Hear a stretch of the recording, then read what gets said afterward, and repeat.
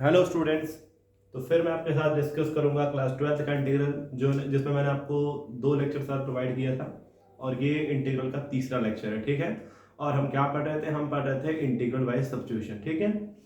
प्रतिस्थापन द्वारा समाकलन कैसे करते हैं। जैसे ये टॉपिक हमको लगता तो बड़ा आसान है कि हाँ हम किसी चीज़ को लेट करेंगे, डिफरेंशिएशन करेंगे, वैल्यू पुट करेंगे, आराम से इंटीग्रल हो जाएगा। पर रियलिटी ऐसा होता है कि कभी कभी आपके सामने ऐसे प्रॉब्लम्स आ जाती हैं कि आप उसमें सोच ही नहीं पाते हो कि आप किसको लेट करो और किसका इंटीग्रल डिफरेंशिएशन करके कोई वैल्यू आपको मिले। ठीक। जैसे मैंने आपके सामने एक प्यारा सा क्वेश्चन दिया है 1/e⁻x-1 और इसका आपको इंटीग्रल करना है। ठीक है।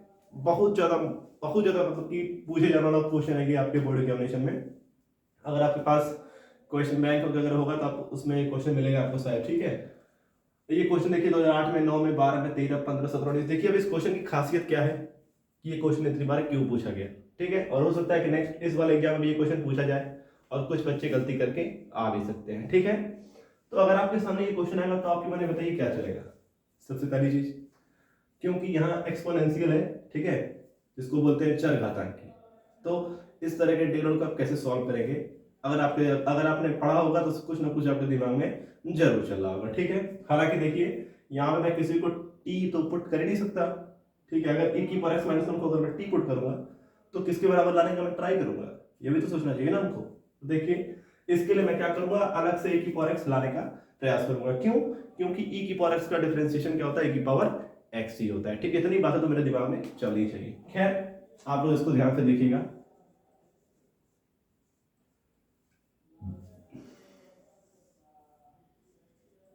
अगर मैं नीचे e⁻x अगर मैं कॉमन ले लूं, क्या कर लूं, कॉमन ले लूं, तो क्या बचेगा अपन, यहां बचेगा आपको 1 - 1/e⁻x। कोई दिक्कत किसी को? आई थिंक किसी को कोई दिक्कत नहीं होनी चाहिए। ठीक है। अब देखिए क्या करूंगा मैं। अब मैं इसको ऐसे कर सकता हूं, अगर मैं इस वाले जो e⁻x अगर मैं इसको ऊपर ले जाना चाहूँ, कहाँ ले जाना चाहूँ, ऊपर, तो ये बन जाएगा e⁻−x। ये तो आप लोअर क्लास में बिल्कुल पढ़ के आए होंगे कि अगर किसी भी नंबर को अगर आप नीचे से मतलब कि न्यूमरेटर से डिनोमिनेटर में या फिर डिनोमिनेटर से न्यूमरेटर में लेके आते हैं तो क्या होता है कि उसकी जो पावर होती है उसका साइन क्या होता है, चेंज हो जाता है। अगर वो प्लस है तो माइनस बन जाता है और माइनस है तो क्या बन जाता है, प्लस बन जाता है। ठीक है। उसी नियम से ये e⁻x अगर ऊपर जाएगा तो क्या बन जाएगा, e⁻−x बन जाएगा। ठीक है। उसके बाद नीचे देखिए मेरा क्या बचा है, 1 माइनस। अच्छा अगर मैं चाहूं तो e⁻x को क्या लिख सकता हूं, e⁻−x लिख सकता हूं कि नहीं लिख सकता हूं, dx। बात समझ आ रही है आपको? इतनी चीजें अगर आप सोच ले गए फिर क्वेश्चन में कुछ कोई दम ही नहीं है। अब आप इजिली 1/e⁻−x को अगर आप t मानेंगे तो e⁻−x का डिफरेंशिएशन क्या होता है, e⁻−x ही होता है। ठीक है। आई बात समझ में? तो ये क्वेश्चन था, थोड़ा सा खूबसूरत बनाया तो ऐसा बना और थोड़ा सा और मॉडिफाई किया तो वैसा बन गया, जो जिसका सॉल्यूशन बड़ी आसानी से कर सकते हैं। अब इसका आप इंटीग्रल बाय सब्स्टिट्यूशन से क्या कर सकते हैं, आप इसका सॉल्यूशन कर सकते हैं। ठीक है। पर यही तो है इस क्वेश्चन की खासियत कि यही दो स्टेप, सॉरी एक ही स्टेप, ठीक ना, हाँ 2 स्टेप, यही 2 स्टेप सोचने में आपको बहुत ज्यादा टाइम लग जाएगा अगर आपने इंटीग्रल पे अच्छी खासी मेहनत नहीं की होगी तब। ठीक है। अब देखिए क्या करेंगे हम, तो मैं क्या करूंगा, लेट करूंगा 1 - e⁻−x को मैं क्या मानूंगा, मैं टी लेट करूंगा। ठीक।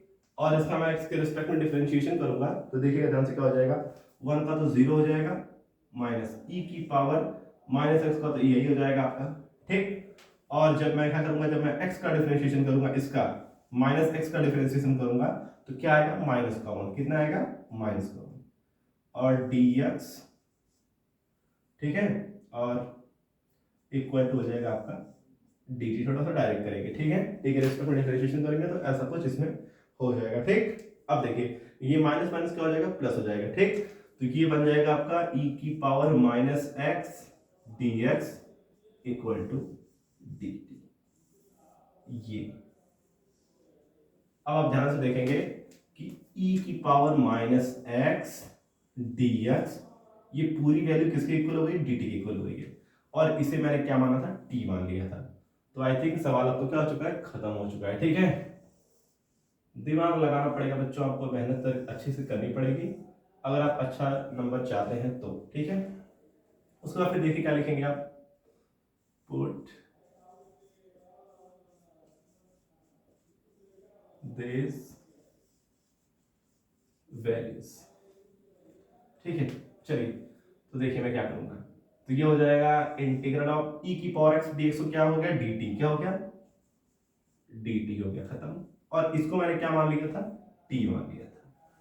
और आप integral of one upon T क्या हो जाएगा आपका, लॉग टी, क्या हो जाएगा, लॉग टी हो जाएगा, ठीक है। तो ये हो गया देखिए लॉग टी, और प्लस क्या हो जाएगा आपका सी। और टी की वैल्यू कितनी बताइए मुझे आप लोग, टी की वैल्यू रही 1 माइनस ई की पावर माइनस एक्स, इसी को तो मैंने टी माना था ना। तो क्या कर देंगे, put T is equal to 1 minus E की पावर माइनस एक्स, ठीक है। तो रख देंगे आप, तो हो जाएगा log 1 माइनस ई की पावर माइनस एक्स प्लस सी, यही क्या हो जाएगा इसका आंसर हो जाएगा, ठीक है। तो आप इसको नोट करेंगे और इसके बाद हम एक क्वेश्चन और सॉल्व करते हैं, नेक्स्ट क्वेश्चन। तो ये क्वेश्चन आई थिंक आपको अच्छी तरीके से समझ में आया होगा। और बस देखिए कितना क्वेश्चन था, ये क्वेश्चन आपके बोर्ड एग्जामिनेशन में 4 मार्क्स में पूछा गया था, 4 नंबर में, ठीक है। 4 मार्क्स में क्वेश्चन पूछा गया था, ठीक है। बढ़िया क्वेश्चन था, बस ये 2 लाइन जो बच्चा सोच ले गया तो नीचे का इंटीग्रल तो कुछ है ही नहीं। पहले तो ऐसा लग रहा था कि ये इंटीग्रल बाय सब्स्टिट्यूशन से सॉल्व नहीं होगा, लेकिन कभी कभी हमें करना क्या पड़ता है, मुझको टाइप्स तो कुछ और दिया रहेगा, पर मुझे क्या करना पड़ेगा, उस टाइप्स को मुझे अपनी फॉर्म में मुझे लाना पड़ेगा, ठीक है, तभी उसका सॉल्यूशन हम कर सकते हैं, ठीक। डायरेक्ट इसका इंटीग्रल करना तो मुश्किल था, लेकिन हाँ अगर मैं उसको कुछ उल्टा सीधा कुछ इधर उधर गुणा भाग करके अगर मैं कुछ ऐसा कर दूं, जैसे कि ऐसा कर दूं, तो फिर मेरा काम क्या हो जाएगा, बच जाएगा। चलिए एक दूसरा क्वेश्चन सॉल्व करते हैं आपके लिए। अब देखिए मैंने आपके सामने ये क्वेश्चन लिया है, integral of cos 3x upon sin x dx, ठीक है। और ये क्वेश्चन देखिए काफी बार लगभग कि 2014 में 16, 17, 18, 20 लगभग लगातार पूछा गया है, ठीक है। और हालांकि ज्यादा कुछ टफ क्वेश्चन नहीं है। जब cos और sin अगर आपको देखे तो समझ जाओ कि ट्रिग्नोमेट्री का कुछ सिस्टम मुझे इसमें लगाना पड़ेगा। आपको मैंने पिछले लेक्चर में बताया भी था कि अगर ट्रिग्नोमेट्रिकल फंक्शन का अगर इंटीग्रल अगर आपको करना आना मतलब आपको आना चाहिए, तो आपको उसके लिए सबसे ज़्यादा जरूरी है कि आपको ट्रिग्नोमेट्री के सारे जो उसके फॉर्मूले लेवल हैं वो आपको अच्छे तरीके से लर्न होना चाहिए, ठीक है। क्योंकि इसमें मैं कुछ कर ही नहीं पाऊंगा अगर मुझे इंटीग्रल का फॉर्मूला नहीं याद होगा। जैसे cos 3x है अपॉन sin x है, अब सोचो नहीं सोच पाएंगे हम कुछ भी, कैसे सोच पाएंगे बताइए। अब cos 3x और यहाँ पे थर्ड एंगल, यहाँ पे सिंगल एंगल, कुछ नहीं सोच सकते हम, ठीक है। तो मुझे करना क्या पड़ेगा, अगर आपने पढ़ी होगी अगर छोटे क्लास में 11th में पढ़े होंगे आप, ठीक है, इसका फॉर्मूला आप पढ़े होंगे। इसका फॉर्मूला होता है 4 cos cube a minus 3 cos a। अगर आप ये फॉर्मूला पढ़े होंगे तो आप क्या करेंगे कि इसको मतलब कि cos 3x को आप इस पे क्या कर सकते हैं, ब्रेक कर सकते हैं, ठीक है। तो आइए इसको सॉल्व करते हैं हम इस क्वेश्चन को अच्छी तरीके से। देखिए तो मैं क्या करूंगा इसके लिए,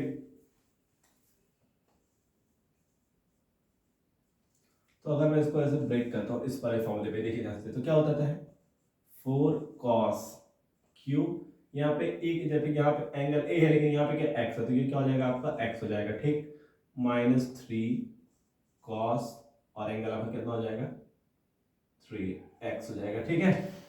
देखिए यहाँ पे 3 था तो एंगल बस समझ कर लिया गया था, ए लिया गया था, ठीक है। दूसरी तरह यहाँ पे x लिया जाएगा, अपॉन क्या हो जाएगा आपका sin x। अगर आपको फॉर्मूला याद रहेगा तो आप यहाँ तक तो एटलीस्ट यहाँ तक तो आप आ ही जाओगे आराम से। अगर बोर्ड एग्जाम में क्वेश्चन पूछा गया या फिर किसी भी एग्जाम पूछा गया क्वेश्चन अगर आप सीखे, तो अगर फॉर्मूला डन है तो कम से कम आप यहाँ तक तो आराम से आ जाओगे, ठीक है। उसके बाद क्या करोगे आप, उसके बाद आप लोग ऐसे करेंगे, आप लिखना 4 cos cube x upon sin x। हम लोग क्या पढ़े हैं कि जो इंटीग्रल होता है वो अपने प्लस वाले में और माइनस वाले में क्या होता है, इजिली सब्स्टिट्यूट हो जाता है, ठीक है, आराम से क्या हो जाता है, टूट जाता है ना। हम लोग ये पढ़ चुके हैं, वो क्या होता था, ब्रेक हो जाता है, सॉरी, ठीक। तो ये भी क्या हो जाएगा, इजिली ब्रेक हो सकता है, ये दोनों टर्म्स एक साथ और ये दोनों टर्म्स एक साथ। कहाँ पे होता है, अपने प्लस और माइनस में, ठीक है। और ये रहा मेरा dx माइनस इंटीग्रल ऑफ ये हो जाएगा आपका 3 cos x upon sin x, और क्या हो जाएगा आपका dx। लो काम बन गया मेरा, ठीक है। अब देखिए क्या करेंगे हम। 4 को बाहर कर लेता हूं मैं, क्योंकि 4 एज अ कांस्टेंट टर्म से, ठीक। अब कांस्टेंट टर्म्स का इंटीग्रल नहीं करते हैं, ठीक है। इसको मैं ऐसे लिख सकता हूं, cos स्क्वायर x, और इधर लिख देता हूं cos x। कोई दिक्कत किसी को?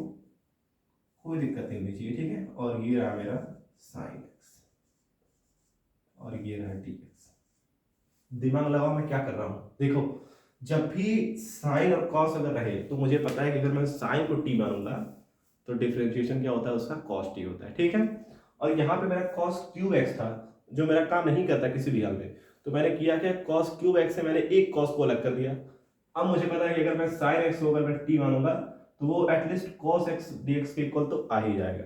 आई बात समझ में? यही होता है सब्स्टिट्यूशन, यही चीज को आपको अच्छे तरीके से समझना है, ठीक। और बाकी ये तो नॉर्मल हो गया आपका, 3 बार कर लेंगे आप, और इंटीग्रल आप ये कितना हो जाएगा आपका cot x, cos x upon sin x equal to क्या होता है cot x। तो ये फॉर्मूला आपको याद होना चाहिए, ठीक है। यहाँ लिख देता हूँ cos x, sorry, cot x is equal to cos x upon sin x, ठीक है। उसके बाद क्या करूंगा मैं, अगर मैं ऐसा करूं कि इसको भी अगर मैं साइन के टर्म्स में ला दूं, किसके टर्म्स में, साइन के टर्म्स में, तो उसको मैं ऐसे लिख सकता हूं ना, 1 माइनस साइन स्क्वायर x। ये फॉर्मूला तो आप पढ़े होंगे अच्छी तरीके से, ठीक है, क्लास 10th में। और ये मेरा कितना है cos x अपॉन कितना है sin x, और ये कितना हो गया मेरा dx माइनस 3 को ऐसे रहने देंगे, और integral of cot x dx। ये किस फॉर्मूले से होगा, ये फॉर्मूला होता है आपका cos theta is equal to 1 minus sine square theta, sine square theta is equal to 1 minus cos square theta. और एक फॉर्मूला तो एकदम फेमस फॉर्मूला है क्लास 10th की property, sine square plus cos square theta equal to 1। बहुत कम बच्चे ऐसे होंगे जिनको ये फॉर्मूला डन नहीं होगा, ठीक है। पहला वाला sine square theta plus cos square theta equal to 1, ठीक है। तो उसी फॉर्मूले से मैंने इसको ऐसे लिख दिया, तो इसको फटाक से नोट करेंगे आप, ठीक है। तो अब हम लोग इसको इसके आगे इसको सॉल्व करेंगे, ठीक है। अब देखिए मैं क्या करूंगा, मैं लेट करूंगा, इसका तो इंटीग्रल इजी है, ठीक है। यहाँ लिख भी दे रहा हूँ भैया के लिए, अगर आप लर्न कर लिए होंगे तो बहुत अच्छी बात है, नहीं लर्न किए होंगे तो फिर आप लर्न कर लो किसी भी हाल में, बच्चों, ठीक है। cot x का इंटीग्रल होता है log sin x, इसको आप लोग लर्न कर लीजिएगा। और ये तो इसका तो इंटीग्रल खत्म, यही बचा हुआ है मेरा, ठीक है। तो लेट करेंगे हम क्या, sin x बराबर t, डिफरेंशिएशन करेंगे, ठीक है। तो ये हो जाएगा मेरा cos x dx बराबर कितना dt। एक दिन आपको बढ़िया से करके दिखाया था डिफरेंशिएशन, ठीक है। बाकी हमको डायरेक्ट करना सीखना चाहिए, ठीक है। यहाँ पे एटलीस्ट कम से कम अब यहाँ पे इंटीग्रल करना, डिफरेंशिएशन करके लाइन नहीं बढ़ा सकते, ठीक है। और टाइम बहुत कम हमारे पास है। अब देखो, तो अगर आपको ध्यान से दिख रहा होगा तो ये जो पूरी टर्म्स वो किसके इक्वल आ गई, dt के इक्वल आ गई। और बाकी मैंने साइन को मैंने क्या मान लिया, t मान लिया, तब तो देखो ऐसा हो जाएगा। तब 4 आपका बाहर रहेगा, integral of 1 minus sine square x है ना, तो 1 माइनस टी स्क्वायर हो जाएगा, अपॉन क्या हो जाएगा मेरा t, और ये पूरी वैल्यू किसकी इक्वल आ गई है, dt की। आधे बच्चे तो खुश हो गए होंगे कि लो इंटीग्रल खत्म। इसका इंटीग्रल क्या हो जाएगा, 3 log sin x, ठीक है। लास्ट में प्लस सी ऐड कर देंगे इसमें। खैर आगे देखिए, आगे अगर मैं चाहूं तो ये 4 हो जाएगा, और इसको भी हम लोग इजीली सेपरेट कर सकते हैं, ठीक है। तो ये हो जाएगा मेरा 1 अपॉन टी डी टी। आप डायरेक्ट करिएगा एग्जामिनेशन में, ठीक है, अगर आपको समझ में आ रहा है तो। इतना टाइम नहीं पास मतलब वेस्ट कर सकते हैं हम लोग अपना। माइनस ये आपका हो जाएगा integral of T square by T D T, ठीक है, -3 log साइन एक्स, ठीक है। अब इसका हो जाएगा आपका log t, क्या हो जाएगा, log t हो जाएगा, इसका log t हो जाएगा, ठीक है। और ये हो जाएगा माइनस टी, एक टी से टी कटेगा तो बचेगा टी डी टी, और इसका इंटीग्रल हो जाएगा टी स्क्वायर बाई 2, ठीक है। और ये -3 log साइन एक्स प्लस सी, और लास्ट में क्या करेंगे, टी की वैल्यू हम लोग क्या कर देंगे, पुट कर देंगे बस, ठीक है। तो put the value of T, put t is equal to sine x, ये हमने लेट किया था, ठीक है। ये 4 जब अंदर जाएगा तो ये बन जाएगा आपका 4 log, और t को मैंने क्या मान लिया है, साइन एक्स, ठीक, माइनस, जब ये वाला 4 अंदर जाएगा तो इस 2 से ये 4 कटेगा तो कितना बचेगा, 2 बचेगा, कितना बचेगा, 2 ना। ऐसे एक स्टेप लिख दे रहा हूँ, कोई दिक्कत नहीं है। 4 इंटू टी की वैल्यू आ गई आपकी साइन स्क्वायर एक्स बाई 2, और ये आपका -3 log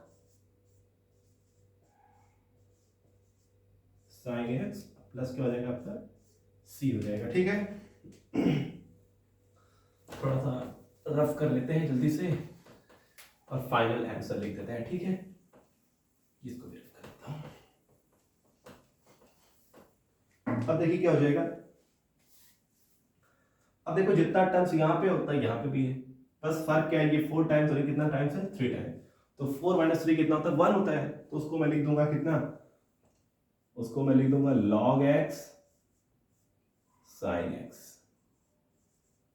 ठीक है। और बाकी माइनस ये देखो कट जाएगा तो बचेगा -2 साइन स्क्वायर एक्स प्लस सी, यही क्या हो जाएगा आपका आंसर हो जाएगा, ठीक है।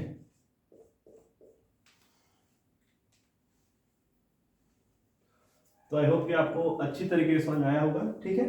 अगर कोई भी डाउट अगर आपको होगा अगर इसमें तो आप मुझे कमेंट करके पूछ सकते हैं, ठीक है। इसके बाद हम लोग डिस्कस कर लेंगे थोड़ा सा बाई पार्शियल फ्रैक्शन, ठीक है, आंशिक भिन्न द्वारा समाकलन।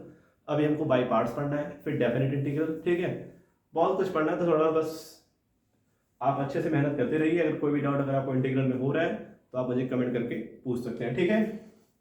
बाकी अगर आपको भी अगर कोई क्वेश्चन अगर इंपॉर्टेंट लगे इंटीग्रल में तो आप मुझे कमेंट सेक्शन में लिख के छोड़ देंगे, तो मैं उसका सॉल्यूशन आपको यहाँ पे करके दिखा दूंगा, ठीक है। और वीडियो को खूब ज़्यादा शेयर करिए, और अगर अच्छा लगा होगा अगर आपको समझ में आया होगा तो वीडियो को लाइक करिएगा, ठीक है।